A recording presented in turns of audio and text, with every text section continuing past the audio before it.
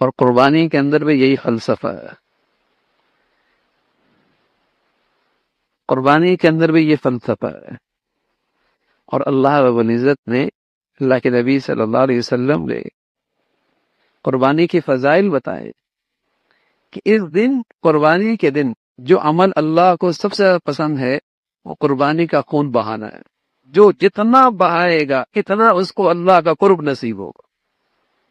سب سے فضیلت والا عمل قربانی کے دنوں میں یہ ہے۔ اور عقل پرستوں کی اور مادیت پرستوں کی عجیب پروپیگنڈا ہے کہ بھیا قربانی سے جانور کم ہو رہے ہیں، معاشی نقصان ہو رہا ہے، کروڑوں روپے خون کی شکل میں نالیوں میں بہایا جا رہا ہے، اس سے اچھا کسی غریب کی شادی کرا دو، کسی غریب کی مدد کر دو، کسی کے ساتھ یہ ہمدردی کر دو۔ تو یہ وہ لوگ ہیں جو جانتے ہی نہیں قربانی کا سبق کیا ہے۔ قربانی کا حکم ہے ہی اس لیے کہ تمہاری عقل میں آئے یا نہ آئے، تمہیں سمجھ میں آئے یا نہ آئے، تمہیں اس کا نفع سمجھ میں آئے یا نہ آئے، تمہارے سامنے اس کا فائدہ ہو یا نہ ہو، تم صرف اسے اس لیے اس کی تعمیل کرو کہ یہ اللہ کا حکم ہے، یہ اللہ کا حکم ہے بس۔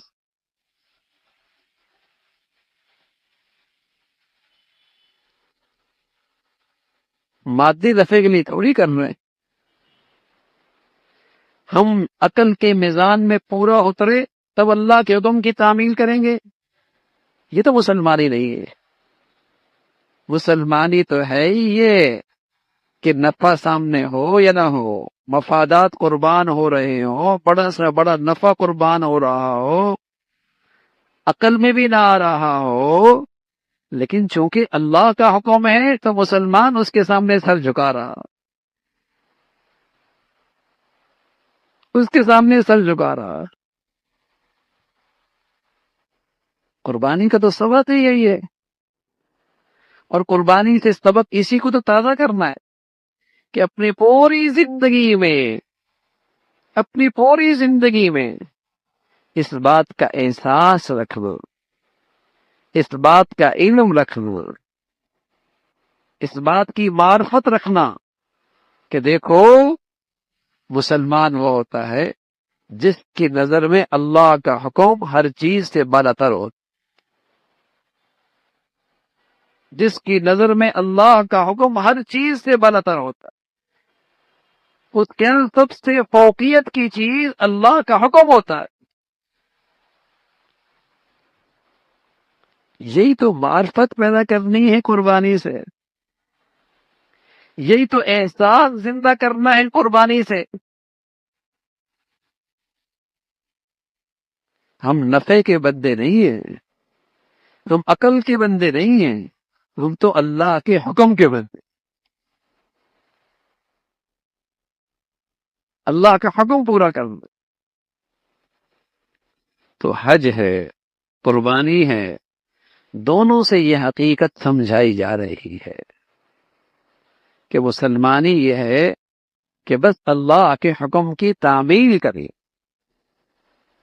اس کا نفع، اس کا فائدہ، اس کی مصلحتیں، اس کی حکمتیں عقل کے پیمانے پر، میزان پر پورا اترے یا نہ اترے، ہم نے اللہ کا حکم پورا کر۔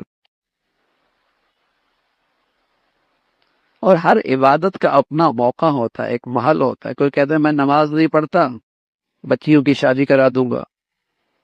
یہ بچیوں کی شادی کرا دو گے اس کا ثواب الگ ہے، لیکن نماز کا فریضہ الگ ہے۔ کوئی کہتے میں روزہ نہیں رکھ سکتا، اس کے بدلے میں صدقہ خیرات کر دوں گا۔ ارے میاں صدقہ خیرات کا بھی ثواب ملے گا، لیکن روزے بھی فرض ہے۔